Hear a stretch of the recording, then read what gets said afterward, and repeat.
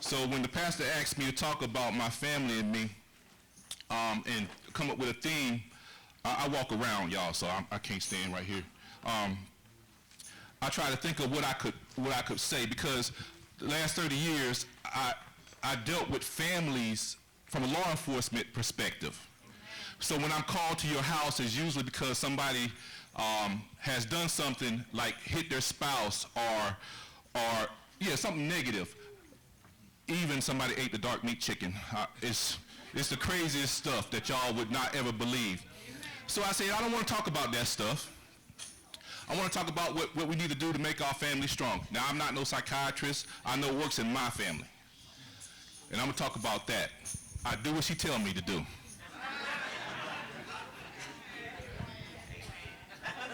At least that's what she thinks. No.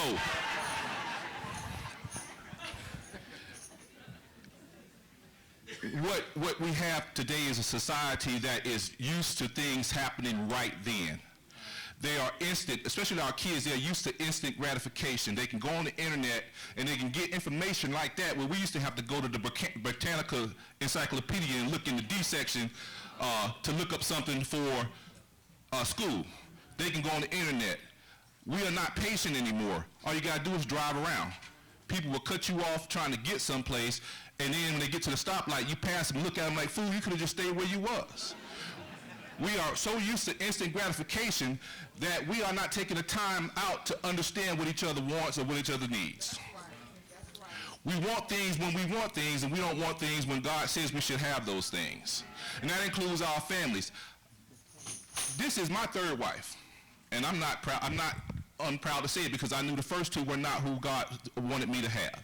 I have beautiful children by my first wife, but that's not who God wanted me to be with. For 31 years I've been with this woman.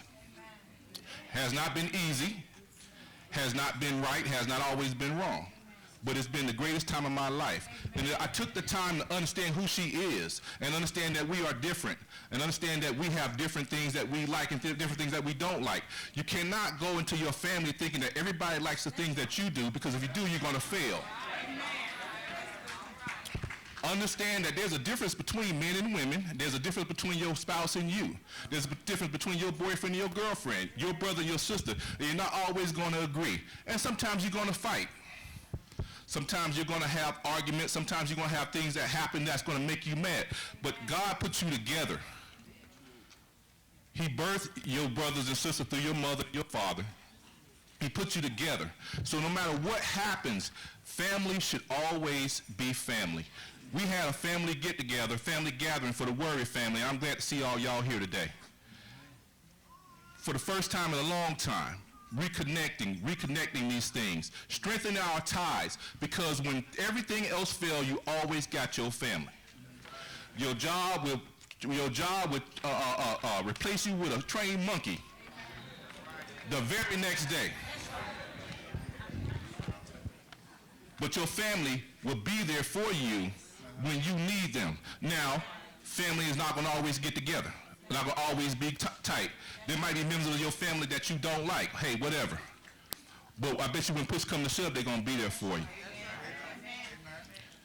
So this message that I'm giving you is always understand that those other things, those outside influences, those outside sources, those things that are going on in your life will be there.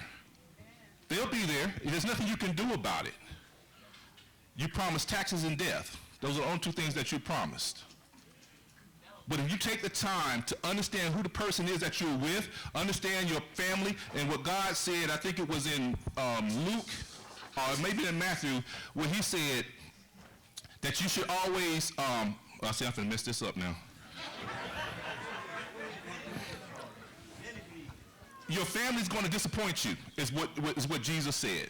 He said, your family is going to disappoint you, but I'm always going to be here. It's basically what he said. I'm not no preacher, and might not be saying it right. But look in Matthew, and look in Luke 18 and Matthew 10, and it'll explain it all to you. He said that he came here not to be peace, but to bring the sword. Basically, he's saying that unless you understand that God comes first, your family would never survive. Put God first. Love your family. Understand that the gifts that God give you to be treated like the gifts that God give you. And the last thing I'm going to say for all you men out here, happy wife, happy life. Nope.